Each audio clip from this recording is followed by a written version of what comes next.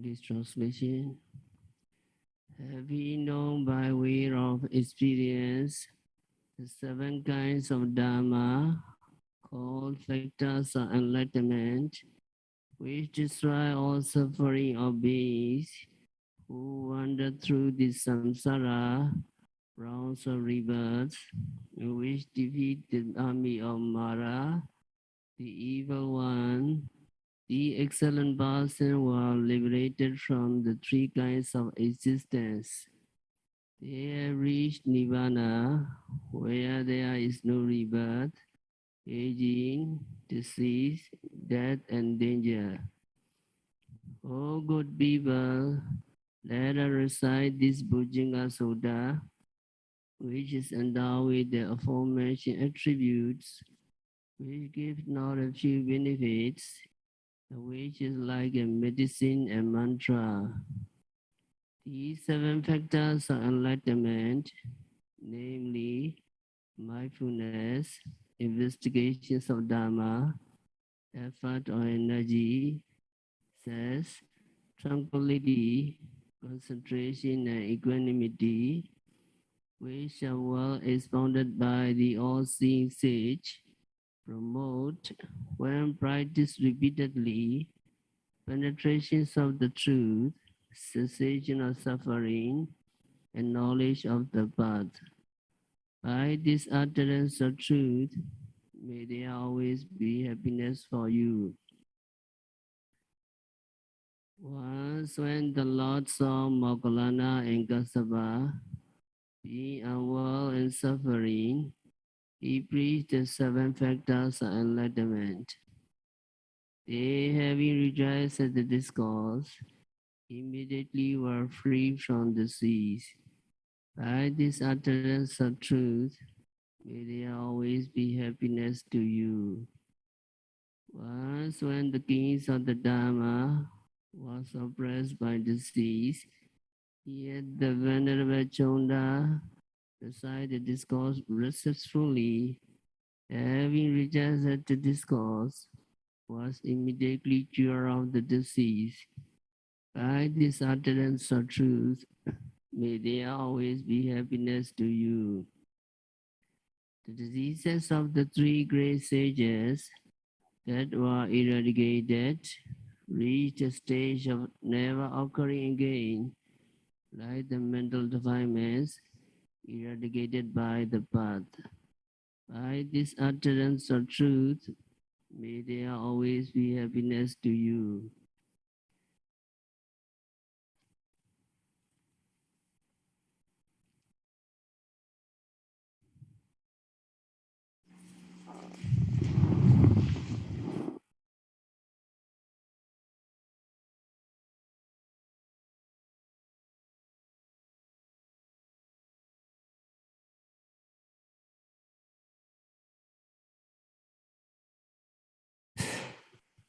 So P.T. Bojjhangha, contemplating the admirable qualities of the Buddha, you may develop pity.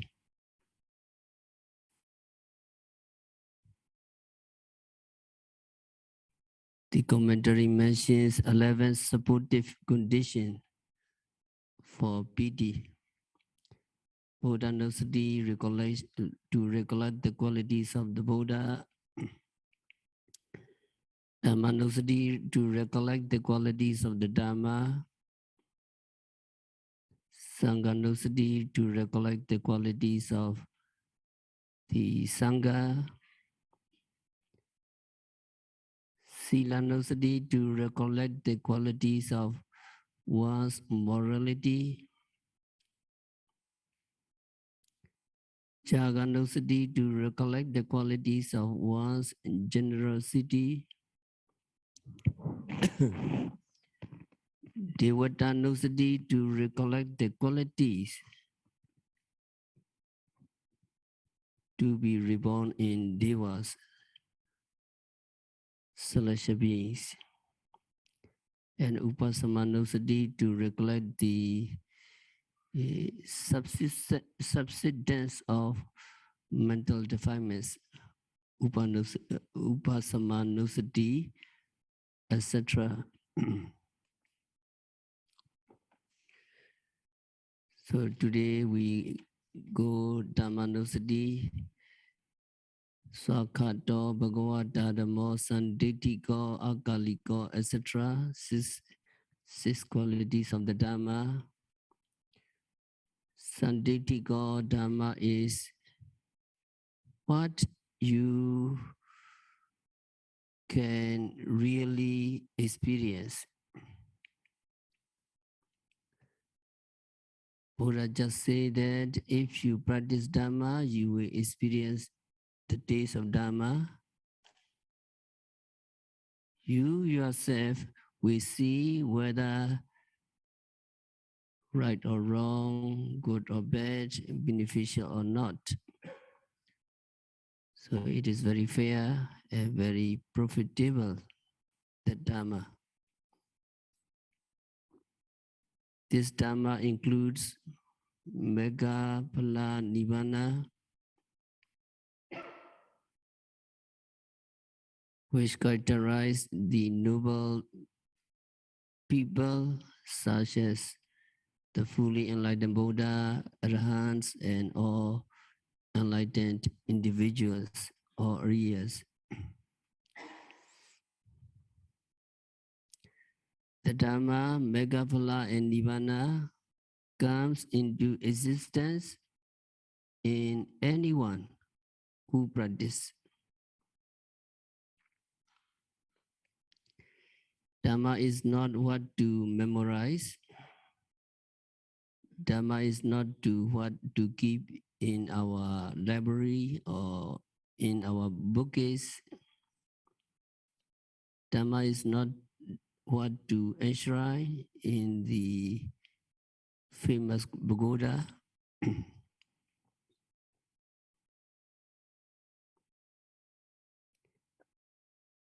Dhamma is what comes into existence in you when practiced, but not otherwise. Dhamma books in the library, Dhamma books in the bookcase are records or documents of teaching. They are all about the guidelines on how to practice.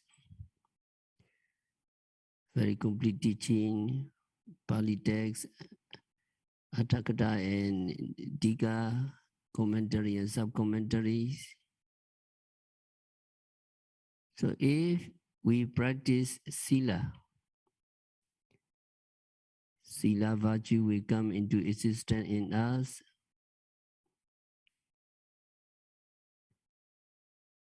If we practice concentration, then concentration will come into existence in us. If we develop mindfulness, then vipassana insight knowledge will come into existence in us.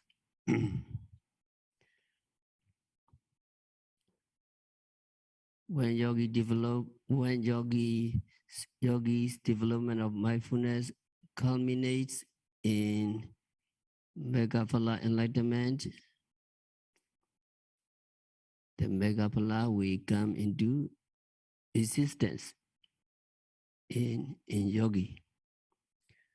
So in this way, yogi come to experience Nibbana, the ultimate peacefulness, which is the destination of yogi's Dhamma journey.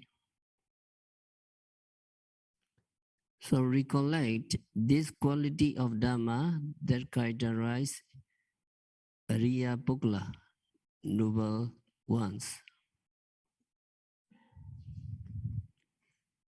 Yogi can attain Dhamma, yogi can attain Megaphala Nibbana if you practice.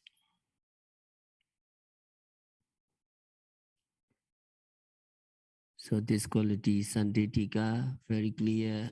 Dhamma is what you can really experience if you practice. So it is very inspiring to recollect this quality of Dhamma. Yogi will feel joyful and delightful if you consider deeply. Thanks to my paramis, perfection I have been accumulated in my previous life. Now golden opportunity to practice Dhamma is coming to me. It is so fortunate. You need to be thankful to your paramis. Actually, the present parami, present how you are diligently practicing. Yogi need to be thankful again and again to yourself.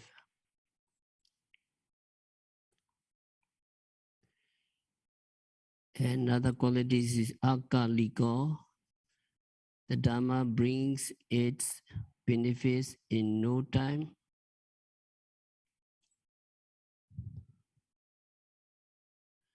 Dhamma can benefit us in no time without delay. The Dhamma Buddha has taught can bring you benefits in no time.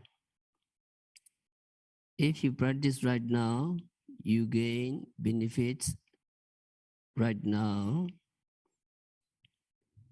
Dhamma can benefit you in no time without delay. Technically, akalika Dhamma bring its benefits in no time means mega enlightenment. The mega enlightenment brings about its fruition in no time. As soon as you attain mega, Sotapaddi mega, fruition follow. As soon as you gain Sakaragami mega, you gain Sakaragami phala, etc. Actually, all the other kinds of Dhamma also also bring about their result in no time.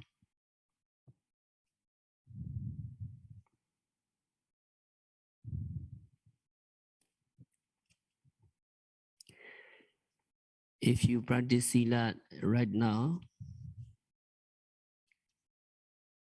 you can gain benefits from Sila right now.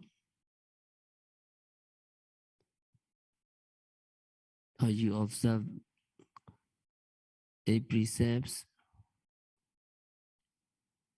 and for the Sangha, Samnira, and nuns, and also Sangha, they have their Sila.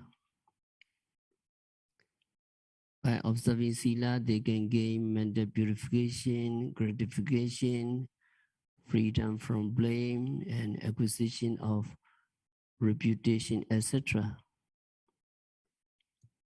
And if you practice Samadhi, concentration, you can gain benefits right away, such as stability of mind, tranquility, calmness, and happiness, etc.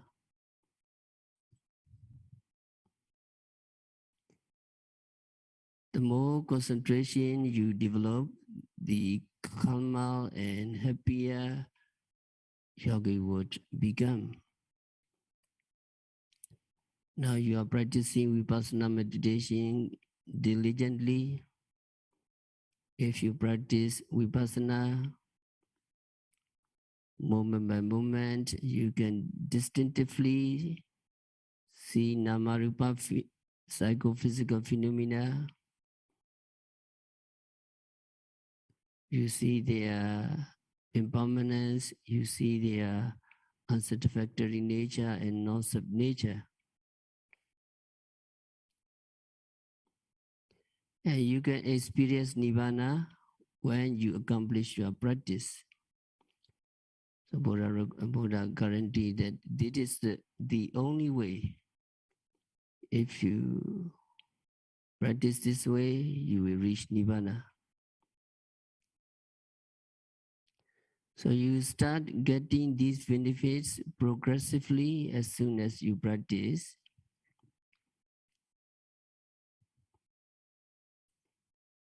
These benefits are available in this very life without delay. So in this sense, the Dhamma is honored as akalika. It brings benefits in no time. If you practice right now, you acquire the benefits right now, and it is really inspiring. By contemplating the true facts of Dhamma, you can feel inspired, arousing pity, joy.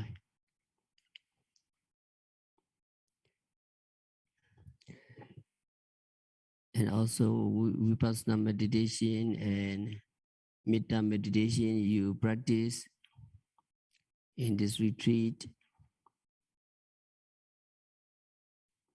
and what benefits you can gain by practicing loving kindness. Loving kindness or Metta is one of the 4 subjects of meditation. It is called Brahma Vihara, divine abiding. Some samatha meditators, they practice metta meditation seriously. But we practice metta as one item in our daily schedule. Loving kindness or metta is defined as that which is solvent, which adheres. It can be likened to oil, which people put in the engines. Nobody will drive his or her car if there is no engine oil in it, because they fear that the car may be damaged. But seldom people do remember to put the oil of loving kindness in their relationship with other people. No wonder there is so much friction, so much aggression in our human relationship, in the family, in the community, etc. If only people could put just a small amount of loving kindness in their relationships, a lot of unnecessary anger, hatred, grudge, resentment, and other undesirable results could have been avoided.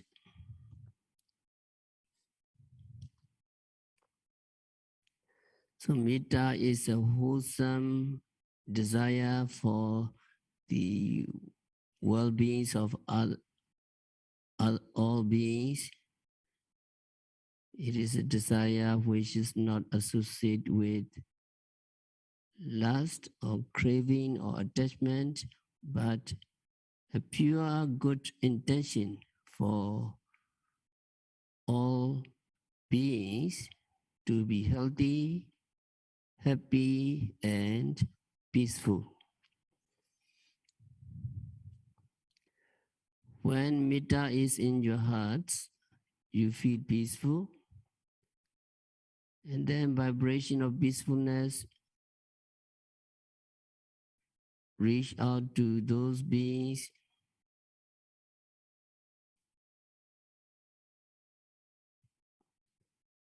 so if you send out your metta radiation to all beings will be pervaded by your metta.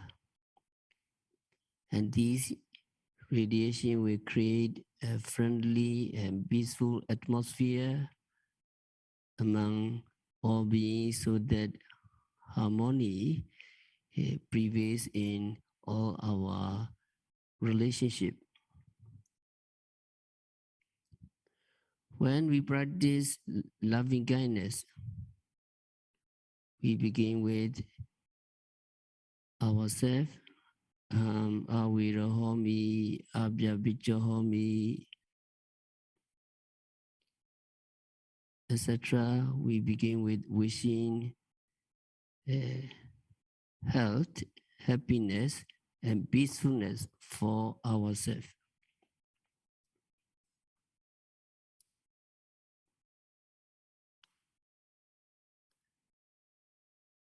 And also when we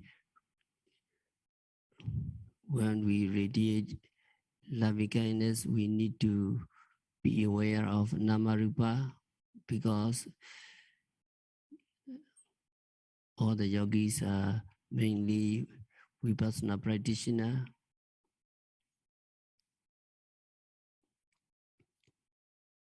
Vipassana meditation means observing every Namarupa, every psychophysical phenomena occurring at the six senses. As soon as you hear, after seeing, you have to know seeing. After hearing, you have to know hearing.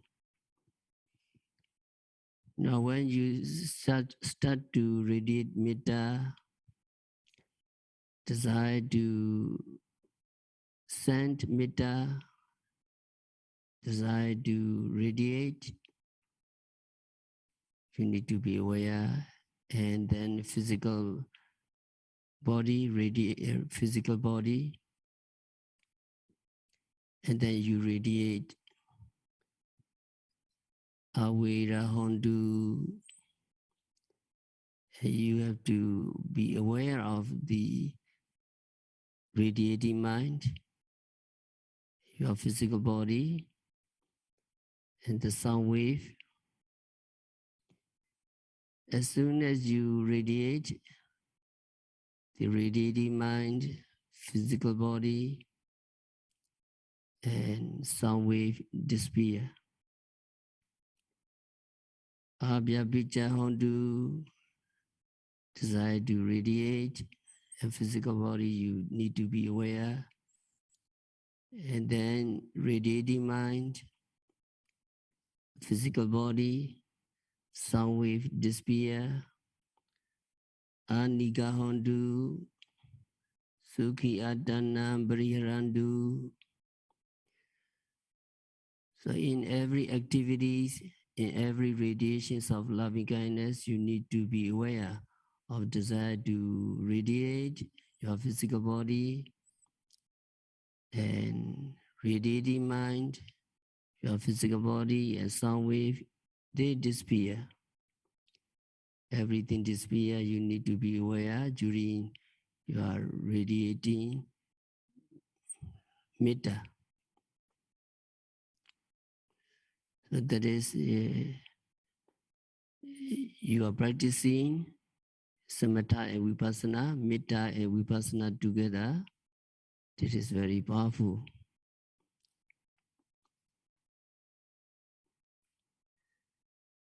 So first you need to radiate metta to yourself. Awirahomi, may I be free from enmity and danger. May I be free from physical and mental suffering.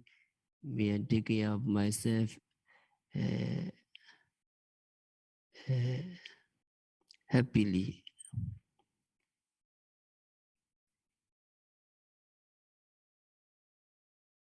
So radiating metta, wishing for yourself to be healthy, to be happy, etc., is not to be interpreted as selfishness. It is not out of selfishness that we wish health, happiness, etc. for ourselves, but to take ourselves as example so that we can send this radiation to other beings. Just as I want to be healthy, just as I want to be happy and peaceful, so my parents, my teachers, my relatives, and all beings want to be happy and peaceful. So may my parents, teachers, relatives, friends, all beings be well, happy, and peaceful. Also, if we are not happy, if we are not peaceful ourselves, we will not be able to send radiations of loving kindness. We will not send thoughts of happiness and peacefulness to other beings. So to be able to send this radiation to other beings, first, we generate these radiation in our hearts before we send them out to our parents, teachers, relatives, friends, and all beings. So what the benefits of metta? So practice of metta can give us 11 benefits as declared by the Buddha. You sleep in comfort, you wake in comfort, you have no evil dreams because you have a lot of metta. You are dear to human beings, you are dear to non-human beings. You are protected by deities, deities like you. They also receive your metta radiation. Fire, poison, and weapons cannot hurt you. Your mind is easily concentrated. And the expressions of metta practitioner face is serene. Metta practitioner dies unconfused. And if you do not penetrate any higher, you will be reborn in the Brahma world, Brahma realms. That means if you practice seriously, Awira Hondu, Abhya Picha Hondu, Anika Hondu, Sukhi Atana Briharandu. May you be free from enmity and danger. May you be free from physical and mental suffering, etc. So these phrases are the tools to gain jhana. If you attain jhana, you will be reborn in the Brahma realms. So to enjoy these benefits in the practice of vipassana, intensive vipassana meditation, we practice metta, loving kindness. So that is also the benefits of the Dhamma, Akalika.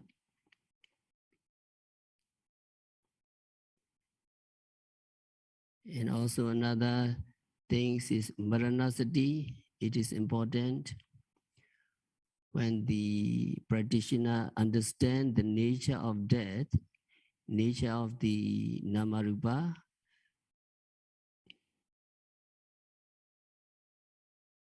yogi is so urgent to practice.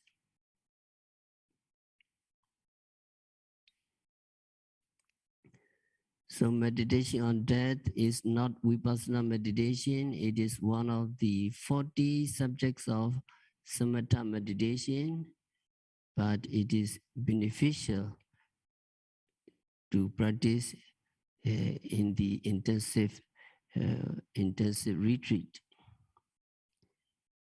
And when Buddha asked these people to practice, Buddha said, you should reflect in this way. Certain is my life, certain is my death, I shall surely die. Why we die? Because we already born. If we born, we will die. Very sure. We are waiting to die. Death will be termination of my life. Life is unstable and death is sure. So that is how we are taught to practice recollections on death.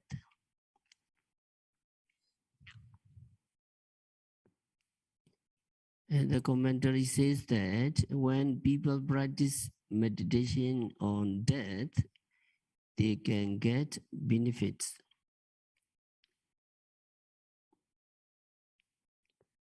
Now people do not practice meditation on death. So these people will tremble and fear when their last hour comes and they will die, screams of terror.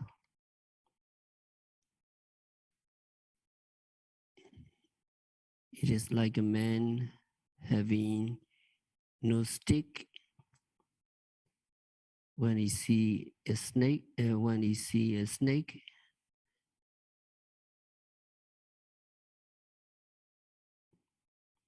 The man is stricken with fear. But when you practice meditation on death, you have no fear when your last hour comes, but you will be like a steadfast man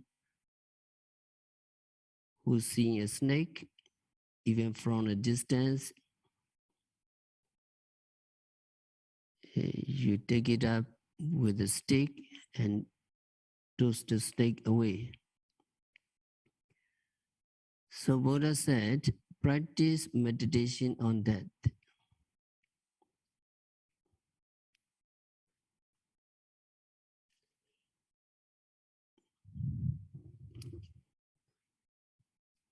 It is strange that when we practice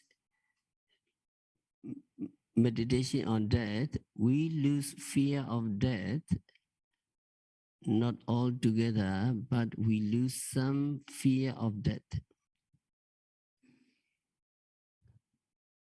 That is because when we reflect on death, many times we become familiar with this experience.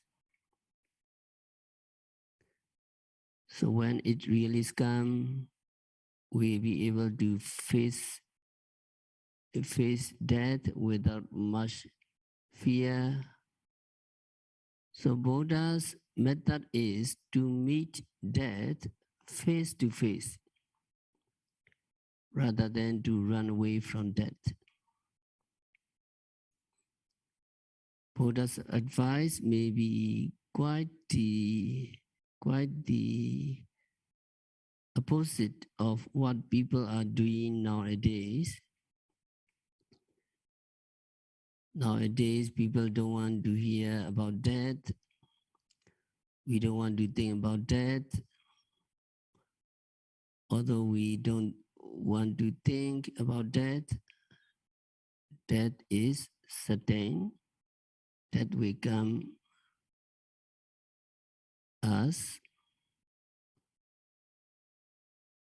that will come to us one day, and we cannot escape death. So it is better to be prepared than to be frightened when the last moment of our lives comes. So during the intensive retreat, what your practice is to meet death face to face. That means rising, falling, you note it, rising, you focus the rising abdomen, belly, from the beginning to the end, and it's totally gone, rising, totally gone, and falling, you observe, falling from the beginning to the end, falling also totally gone, noting mind also gone.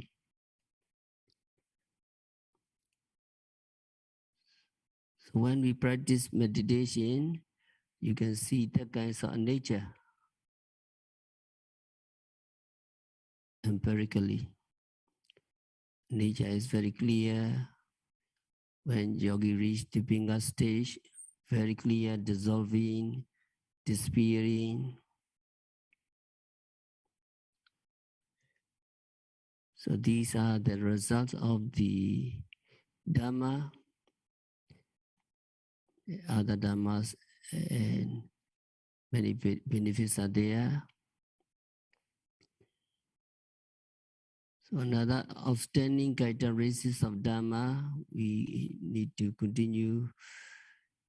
The features of Dhamma is self-reliance and self-responsibility. You know, the Buddha taught the law of karma. The law of karma is good karma brings good results and bad karma brings bad results. That means if you do good karma, you will get good results, and if you do bad karma, you will get bad results. So you have to rely on yourself to get good results. You alone are responsible for these good results or for bad results. So you don't have to blame other people for the bad results. If you see bad things because you have done bad deeds in the past, so we don't have to blame other people for the bad results we get. And actually, we have to thank to ourselves for getting good results, because we have done good in the past and then we get good results.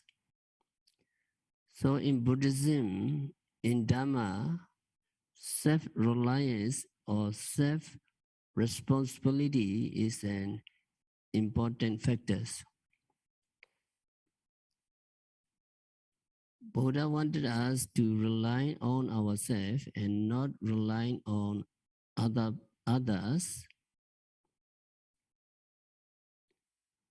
It is against what we all want to do. We don't want to make effort ourselves. We want to rely on some other person. We don't want to practice meditation. If we get result from Buddha and other areas, Buddha's teaching are against that. Buddha declared that his teaching are going upstream against the stream and not going with the stream. So we have to make effort ourselves. We have to rely on ourselves for our own salvation in in the Buddhist sense.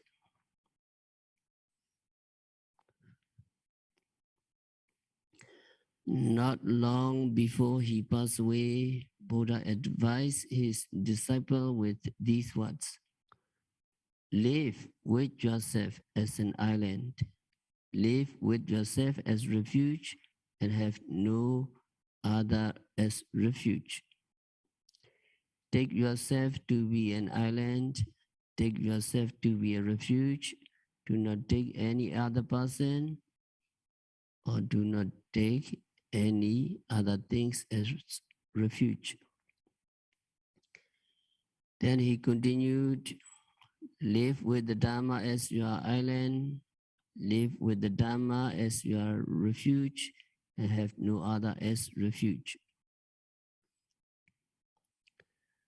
First, the Buddha said to live with yourself as an island or refuge, to live with ourselves as an island or refuge really means to live with Dhamma as island or to live with Dhamma as refuge.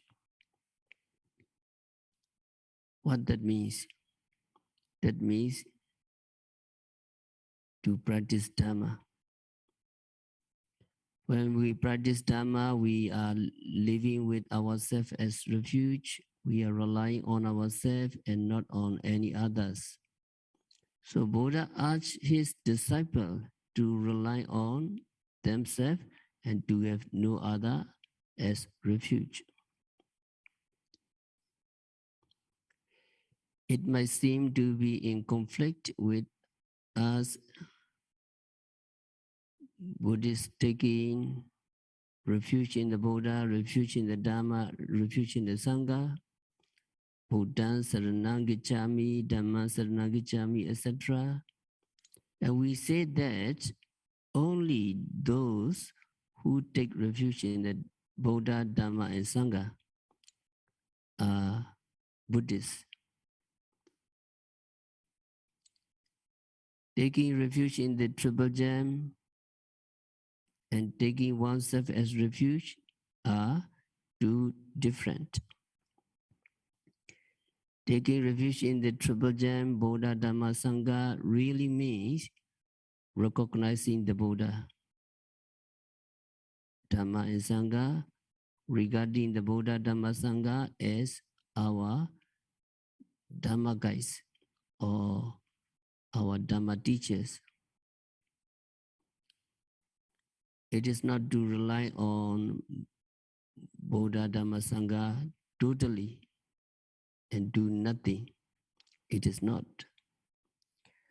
So here, live with yourself as refuge means to rely on yourself, or you make effort yourself so that you get the results of the practice. Nobody can give the results of the practice to us. We must do it ourselves. We must make the effort ourselves so that we get the results.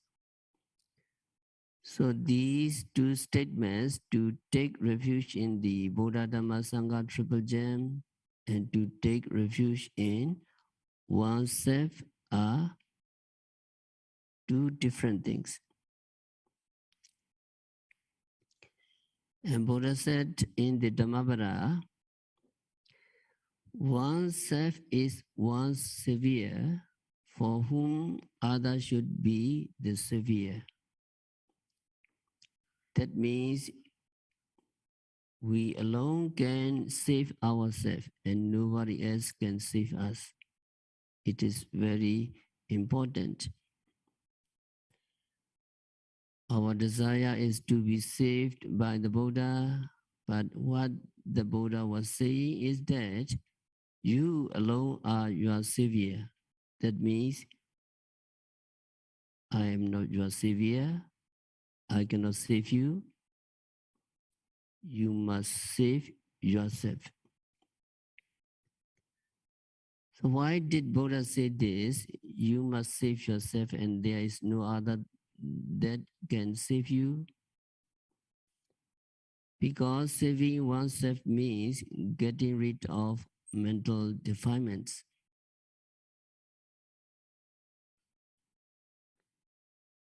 To get rid of our mental defilements, we must practice. Nobody can get into our mind and take those mental defilements away. If that could be done, it would be very good for us. We don't need to practice. We just go to a teacher and let teacher take mental defilements out of our minds. It is impossible. So Buddha said in effect, I cannot save you, you must save yourself. That is because we can save ourselves.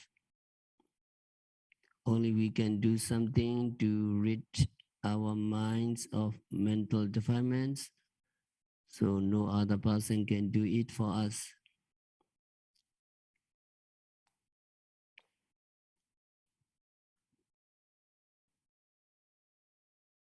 There are people who criticize Buddhism. They say, why cannot Lord Buddha save you if he is compassionate? If he possesses great compassion, Mahakaruna, why Buddha cannot save you?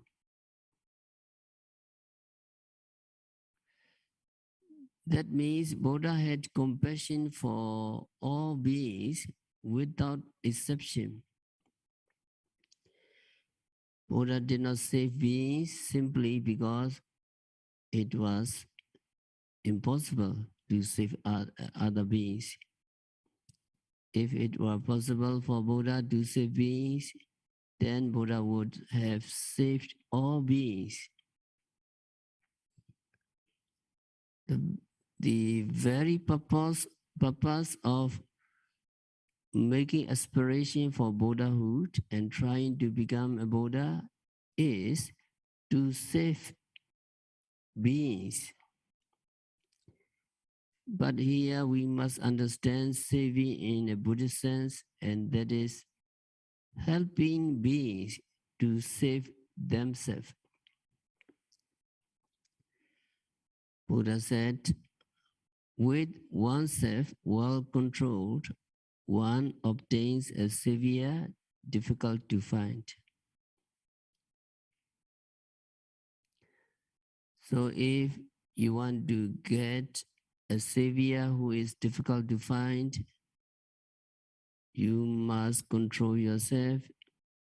You control your senses, i.e., understand body and mind. That is according to Maluja Buddha. When see, you have to know seeing, etc. So when your senses or your faculties are controlled, then you have found a savior who is difficult to find. That means you have become your own savior. In another verse, Buddha said, by oneself is evil done, by oneself is one defiled, by oneself is evil left undone, by oneself is one purified. So evil or akusala is done by oneself. And so oneself is defiled by oneself. We define ourselves when we do evil. By oneself is evil left undone. When we abstain from doing evil, when we abstain from doing akusala, then by oneself is one purified. We purified ourselves. So defiling And purifying depends on ourselves. We can define ourselves, or we can purify ourselves. So we cannot defile another person, or we cannot purify another person. So Buddha said, purity and impurity depend upon yourself. No one purifies others. This we must keep in mind. Purity and impurity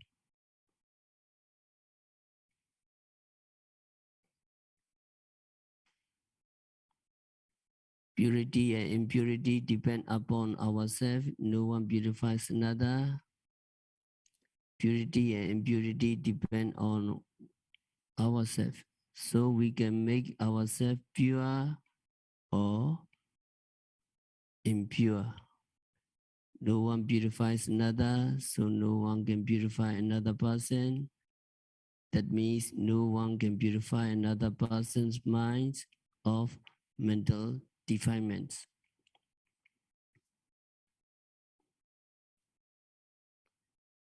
So these are some outstanding characteristics of Dhamma. So Dhamma is akalika. Akaliko, the Dhamma brings its benefits in no time. So we have to recite the qualities of Dhamma. Open your retreat manual.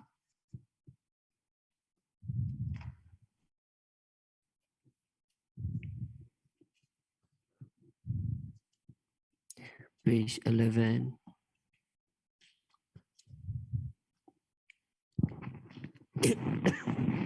Can you follow me?